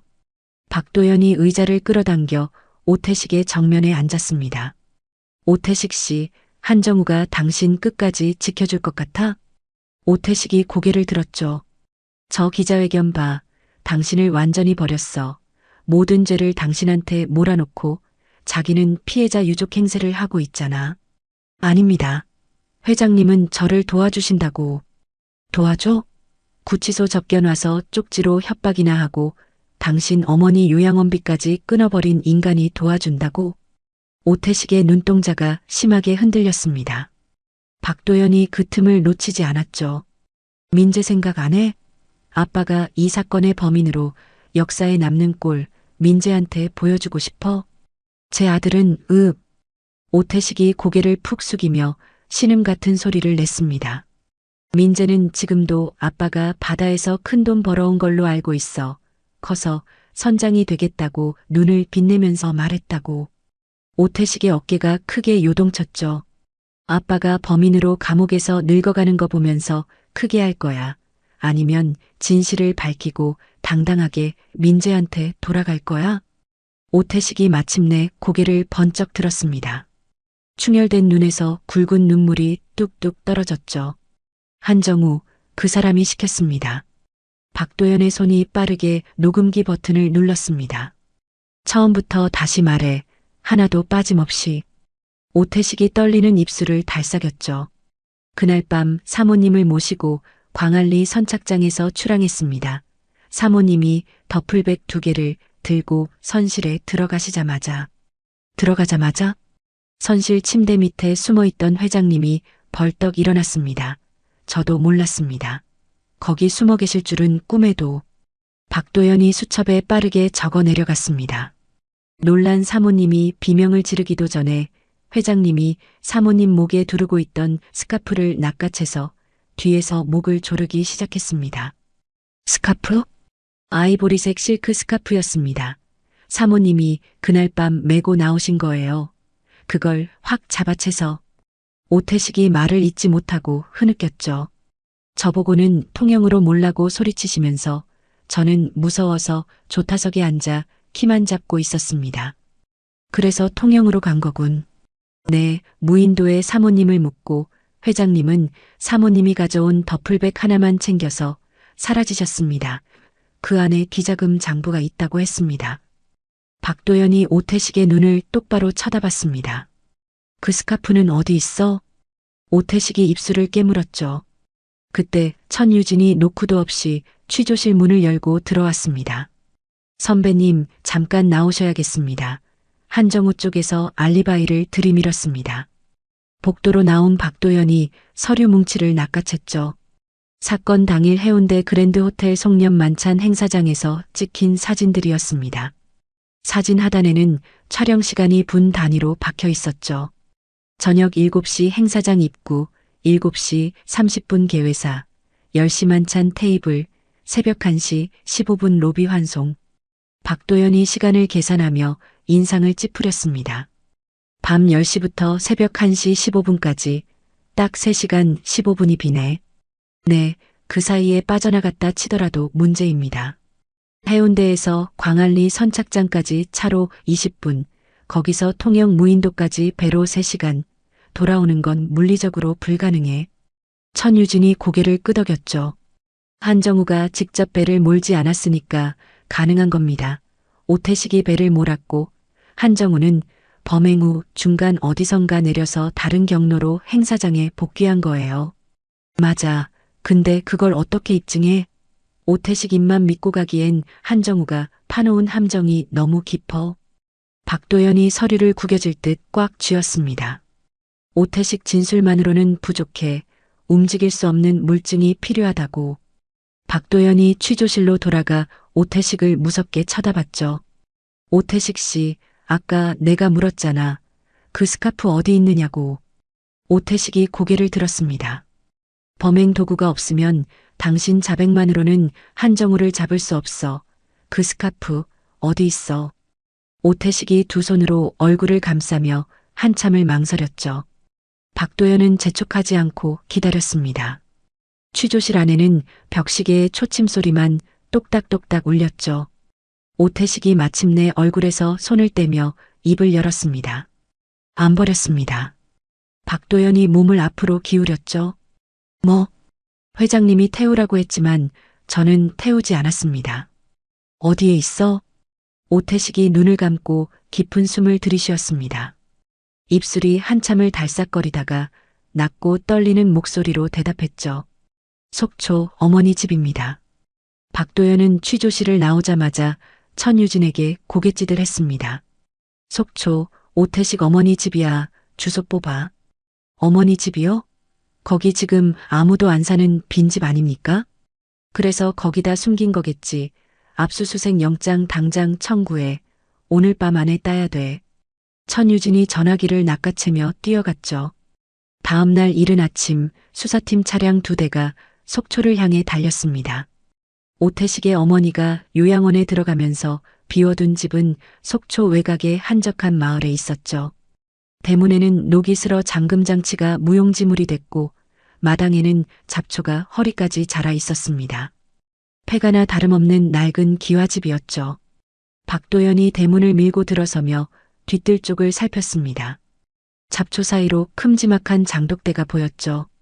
된장독, 간장독, 고추장독이 줄지어 서 있었고 대부분 뚜껑이 깨지거나 빗둘게 놓여 있었습니다. 오태식 씨가 뭐라고 했지? 박도연이 천유진을 돌아봤죠. 뒤뜰 된장독 가장 안쪽 깨진 항아리 뒤에 숨겨놨다고 했습니다. 찾아. 감식반원 2명이 장갑을 끼고 장독대 뒤편을 뒤지기 시작했습니다. 구석에 깨진 항아리 하나가 반쯤 흙에 묻혀 있었죠. 감식반원이 항아리를 드러내자 그 뒤에 숨겨진 작은 옹기 하나가 모습을 드러냈습니다. 이겁니다. 박도연이 성큼 다가갔죠. 조심해서 열어봐. 감식반원이 옹기 뚜껑을 열었습니다. 안에는 갈색 된장이 가득 차 있었죠. 된장 표면을 조심스럽게 걷어내자 된장 속에 파묻혀 있던 비닐 뭉치가 드러났습니다. 있다. 천유진이 숨을 죽였죠. 감식반원이 비닐 뭉치를 집어 올렸습니다. 검은 비닐 안에 기름종이가 있었고 기름종이 안에 진공 밀봉팩이 있었죠. 세 겹으로 꽁꽁 싸맨 겁니다. 진공팩의 밀봉을 조심스럽게 뜯자 아이보리색 실크 스카프가 7년 전 그대로의 모습으로 나타났습니다. 보존 상태 최상입니다. 감식반원이 스카프를 증거물 봉투에 넣으며 말했죠. 된장의 염분과 진공 밀봉 덕분에 섬유 조직이 거의 손상 없이 살아 있었습니다. 박도연이 증거물 봉투를 들어 올려 햇빛에 비춰봤죠. 아이보리색 실크 위로 얼룩져 있는 갈색 자국이 보였습니다. 이게 7년을 기다린 거야. 천유진이 두 주먹을 불끈 쥐었죠. 국과수로 직행합니다. 이틀 뒤 국과수 분석실에서 긴급 감정 결과가 도착했습니다. 박도연이 보고서를 펼치는 손에 전율이 흘렀죠. 스카프 매듭 안쪽에서 한정우의 상피세포와 지문이 검출됐습니다. 천유진이 보고서를 들여다보며 읽었습니다. 스카프 표면에서 윤서영의 타액과 눈물 성분이 검출됐습니다. 목 부위에 해당하는 위치에 집중되어 있습니다. 한 가지 더 있어. 여기 봐. 박도연이 보고서의 마지막 페이지를 짚었죠. 스카프 안감에 찍혀 있는 브랜드 일련 번호를 조회했더니 2005년 11월 12일 부산 면세점에서 한정우 명의 신용카드로 구매한 기록이 나왔습니다. 천유진이 입을 다물지 못했습니다. 한정우가 아내한테 선물한 스카프로 아내 목을 졸랐다는 거네요. 선물이 흉기가 됐어. 그리고 그 흉기에 자기 지문을 남겨놨지. 박도연 경위가 보고서를 탁 소리나게 책상에 내려놓았습니다. 됐다. 이제 판을 뒤집는다. 박도연은 곧바로 검찰에 구속영장을 청구했고 한정우에 대한 대질신문을 요청했죠. 대질신문 당일 부산지방경찰청 조사실. 한정우가 변호사 4명에게 둘러싸여 다리를 꼬고 앉아 있었습니다. 여유만만한 표정이었죠. 박도연이 조사실 문을 거칠게 열어젖혔습니다. 변호인단 잠시 나가주시죠. 한정우 씨와 오태식 씨 대질 신문에 들어갑니다. 변호사들이 웅성거리며 일어서려 하자 한정우가 손을 들어 제지했죠. 괜찮습니다. 굳이 나갈 필요 없어요. 나는 떳떳하니까. 박도연이 천유진에게 짧게 고갯짓을 했습니다. 문이 열리고 수갑을 찬 오태식이 들어왔죠. 좁은 테이블을 사이에 두고 7년 만에 둘이 마주 앉았습니다. 오태식은 고개를 숙인 채 테이블만 내려다봤고 한정우는 벌레를 보듯 싸늘한 눈으로 오태식을 내려다봤죠. 오 선장, 오랜만이네. 사람 뒤통수를 그렇게 치고도 잠이 오던가. 오태식의 어깨가 움찔했습니다. 박도연이 노트북을 켜고 모니터를 두 사람 쪽으로 돌렸죠. 자, 잡담은 그만하시고 여기 좀 보시죠. 엔터키를 누르자 한반도 남해안 지도 위에 붉은 선이 또렷하게 그려졌습니다. 부산 광안리에서 출발해 거제 해역을 지나 통영 욕지도 무인도까지 이어지는 항적이었죠. 국과수에서 GPS 기록기 메모리 칩을 복원했습니다. 2005년 12월 31일 밤 11시 23분부터 다음 날 새벽 3시 4분까지 블루에로노의 항적입니다. 한정우의 눈썹이 꿈틀했습니다. 이게 뭡니까? 선 몇 개 그려놓고 뭘 하자는 겁니까? 부산항 근처에 얼씬도 안 했습니다. 통영으로 직행했어요. 위성 좌표가 30초 간격으로 4시간 동안 찍혀 있습니다. 박도연이 모니터를 톡톡 두드렸죠. 해상교통관제 기록에는 통신 두절로 빠져 있었지만 GPS 기록기 자체에는 좌표가 고스란히 남아 있었던 겁니다. 한정우의 목소리 톤이 올라갔습니다. GPS 오작동이야. 바다에서 그런 일 흔하잖아. 오작동이 30초 간격으로 4시간 연속 같은 항로를 그렸습니까? 부산에서 통영까지 일직선으로. 박도연이 모니터 위에 붉은 선을 손가락으로 짚으며 한정우를 쏘아봤죠. 한정우가 입술을 깨물었습니다. 옆에 앉은 변호사가 끼어들었죠. 형사님, 그건 기계 데이터일 뿐입니다. 한 회장님이 그 배에 탔다는 직접 증거가 있습니까? 박도연이 책상 밑에서 서류 봉투를 꺼냈습니다. 있죠, 여기. 봉투에서 꺼낸 것은 국과수 감정 보고서였죠. 속초에서 회수한 아이보리색 실크 스카프입니다. 오태식이 7년 동안 보관하고 있었습니다. 한정우의 동공이 순간적으로 흔들렸습니다. 이 스카프 매듭 안쪽에서 한정우 씨, 당신의 피부 조직과 지문이 나왔습니다. 박도연이 보고서를 한정우 코앞에 들이밀었죠. 겉면에는 윤서영 씨의 침과 눈물이 범벅이 되어 있었고요. 한정우의 얼굴이 백지장처럼 하얗게 질렸습니다. 그리고 이 스카프 2005년 11월 12일에 부산 면세점에서 당신 카드로 사신 겁니다. 아내한테 선물한 거죠? 한정우의 입술이 파르르 떨렸습니다. 이건 그 스카프로 아내 목을 조를 때 힘을 많이 주셨나 봅니다. 매듭 안쪽에 지문이 아주 선명하게 찍혔습니다. 조사실 안이 얼어붙었죠. 한정우 옆에 앉아있던 변호사들이 서로 눈짓을 주고받더니 서류를 가방에 챙기기 시작했습니다. 맨 앞에 앉아있던 수석 변호사가 자리에서 일어났죠. 저희는 더 이상 이 사건의 변호를 맡기 어렵겠습니다. 한정우가 벌떡 일어나며 변호사의 팔을 붙잡았습니다. 야, 지금 뭐 하는 거야? 앉아. 죄송합니다, 회장님. 변호사가 한정우의 손을 뿌리치고 조사실을 빠져나갔습니다. 4명이 줄줄이 문을 나서자 한정우는 혼자 남겨졌죠. 한정우의 시선이 맞은편의 오태식에게로 향했습니다. 오태식이 처음으로 고개를 들어 한정우의 눈을 마주봤죠. 한정우의 얼굴이 일그러졌습니다. 이 배신자 새끼가. 한정우가 테이블을 넘어 오태식에게 달려들었죠. 죽여버린다. 잡아. 말려. 박도연이 소리치며 달려들었고 천유진과 대기하던 경관 2명이 발악하는 한정우를 제압했습니다. 옷이 헝클어진 한정우는 바닥에 눌린 채 짐승처럼 헐떡거렸죠. 박도연이 수갑을 꺼내 들었습니다. 철컥. 차가운 금속이 한정우의 손목을 감았죠. 한정우, 당신을 윤서영에 대한 목숨을 앗아간 혐의 및 사체 유기 혐의로 구속합니다. 한정우가 바닥에서 몸을 비틀며 발악했습니다. 이거 나. 내가 누군지 알아. 이거 안 풀어. 박도연은 꿈쩍도 하지 않았죠. 오태식 씨, 당신도 범행방조 및 사체 유기 혐의로 구속입니다. 오태식에게도 수갑이 채워졌습니다. 오태식은 체념한 듯 순순히 두 손을 내밀었죠. 두 사람은 서로의 눈을 피했습니다. 7년간 이어진 지독한 악연이 끊어지는 순간이었죠. 박도연은 조사실 창가로 다가가 블라인드 틈으로 밖을 내다봤습니다.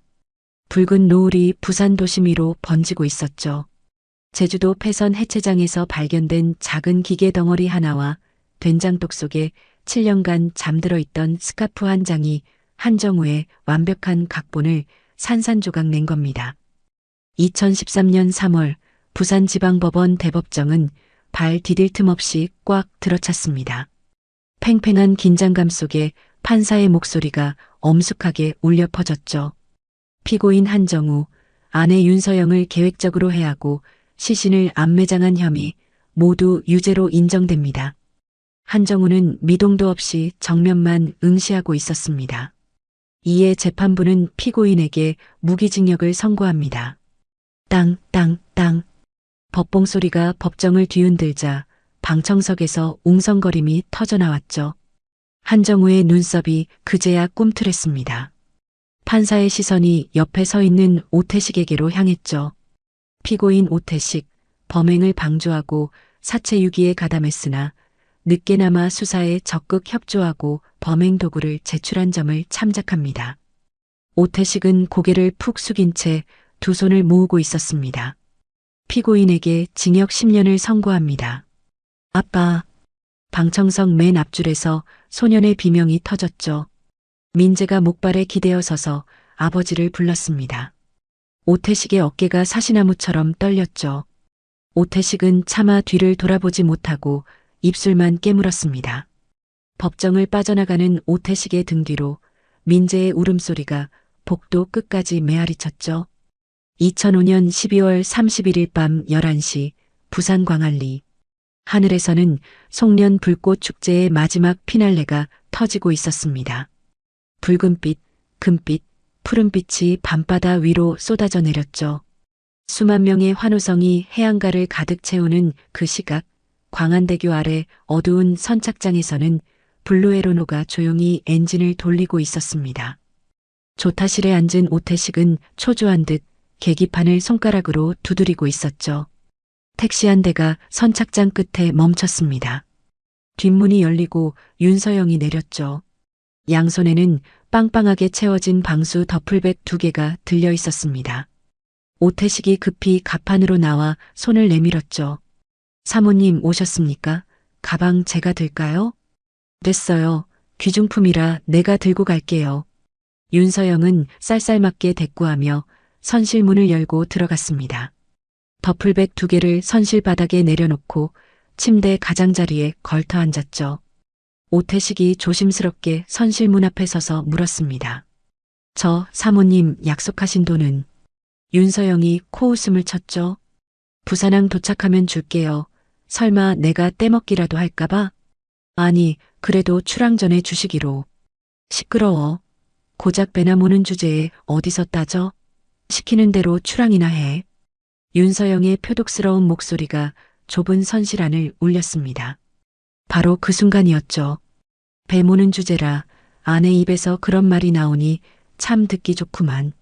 선실 침대 밑에서 덩어리가 불쑥 솟구쳐 올랐습니다. 한정우였죠. 야, 당신. 윤서영이 비명을 지르기도 전에 한정우의 두꺼운 손이 윤서영의 입을 틀어막았습니다. 윤서영의 눈동자가 찢어질 듯 커졌죠. 놀라긴 배웅해주고 싶어서 왔어. 한정우는 소름 끼칠 정도로 차분한 목소리로 말하며 윤서영의 목에 두르고 있던 아이보리색 실크 스카프를 거칠게 잡아챘습니다. 자기가 선물한 그 스카프였죠. 순식간에 스카프가 뱀처럼 윤서영의 목을 휘감았습니다.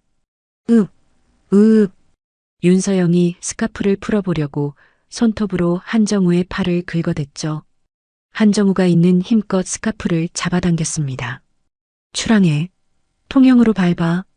한정우가 선실벽을 발로 차며 고함을 질렀죠. 회장님, 이러다가 정말. 닥치고 몰라고. 너도 같이 묻힐래? 오태식은 조타실로 달려가 떨리는 손으로 스로틀을 밀어 올렸습니다. 블루에로노가 선착장을 빠져나가 어둠 속으로 미끄러졌죠.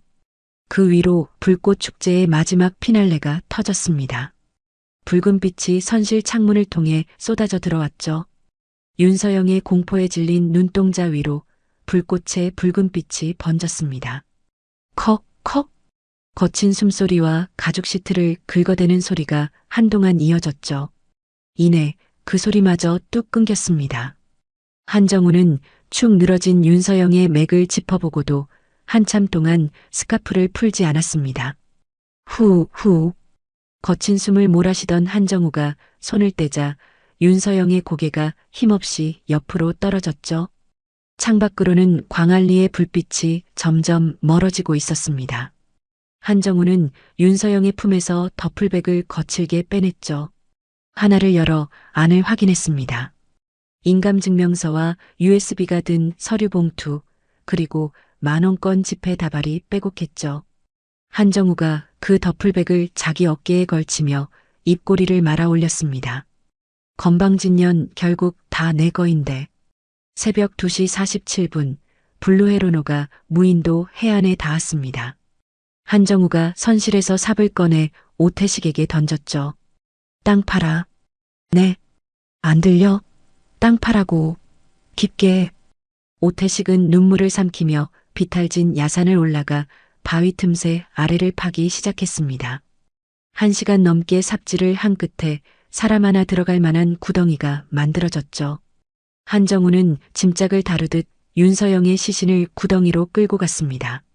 옷가지가 든 더플백 하나도 시신 위에 던져 넣었죠. 오태식이 떨리는 손으로 흙을 덮기 시작했습니다. 마지막 흙을 다지자 한정우가 목을 조르던 스카프를 툭 던졌죠. 뒤처리는 깔끔하게 해 그 스카프 흔적도 없이 태워버려. 한정우는 양복 안주머니에서 두툼한 현금 봉투를 꺼내 오태식 발밑에 던졌습니다. 내 아들 뇌수술 못 받으면 죽는다며? 이거 수술비다. 이거 먹고 입 닥쳐. 딴소리하면 내 아들도 이 꼴 나는 거야. 알았어? 네, 회장님 명심하겠습니다. 오태식은 허리를 숙여 봉투를 주워들었습니다. 한정우는 비자금 더플백을 어깨에 메고 뒤도 돌아보지 않고 해안으로 내려갔죠. 미리 불러둔 모터보트가 해안에서 엔진을 끈 채 기다리고 있었습니다. 한정우를 태운 모터보트가 어둠 속으로 사라졌죠. 무인도에 홀로 남겨진 오태식은 손에 들린 스카프를 물끄러미 내려다봤습니다. 태우라고? 아니야. 이 인간은 언젠가 나를 버릴 거야. 목줄 하나는 쥐고 있어야 해. 오태식은 스카프를 태우는 대신 품속 깊이 찔러 넣었죠. 파도가 무인도 해안을 때리는 소리만이 어둠 속에서 끊임없이 울렸습니다. 오태식은 그 소리를 들으며 한참을 서 있었죠. 재판이 끝난 주말 부산지방경찰청 지하 증거물 보관실의 공기는 서늘했습니다. 형광등 불빛이 창백하게 내려앉은 철제 선반 사이로 박도연이 걸어 들어갔죠. 2005 윤서영 사건 라벨이 붙은 상자 앞에 멈춰 섰습니다. 뚜껑을 열자 선박용 GPS 항적 기록기가 덩그러니 놓여 있었죠. 박도연은 기록기를 들어 올려 손바닥 위에서 굴려봤습니다. 이제는 작동조차 하지 않는 고철 덩어리였죠. 바다가 삼킨 건 바다가 뱉어내는 법이야. 박도연은 기록기를 조심스럽게 상자에 다시 넣고 보관실의 철문을 닫았습니다. 같은 시각 천유진은 통영욕지도 인근 무인도를 찾았습니다. 윤서영의 시신이 발견됐던 자리에 작은 추모비가 세워져 있었죠. 천유진이 준비해간 하얀 국화 한 다발을 추모비 앞에 내려놓았습니다. 바람에 실려온 파도 소리가 추모곡처럼 울렸죠. 이제 편히 쉬세요, 서영 씨. 바람이 불어와 국화 꽃잎을 살며시 흔들었습니다. 교도소 독방, 오태식은 차가운 시멘트 바닥에 앉아 펜을 들었죠. 민재에게 차마 하지 못한 말을 편지지에 적어 내려갔습니다. 민재야, 아빠는 아주 먼 바다로 고기 잡으러 왔단다. 좋은 배를 탔으니 걱정 마라. 아빠가 돌아가면 같이 낚시하자. 글씨가 번졌습니다. 종이 위로 뚝뚝 굵은 눈물방울이 떨어졌죠.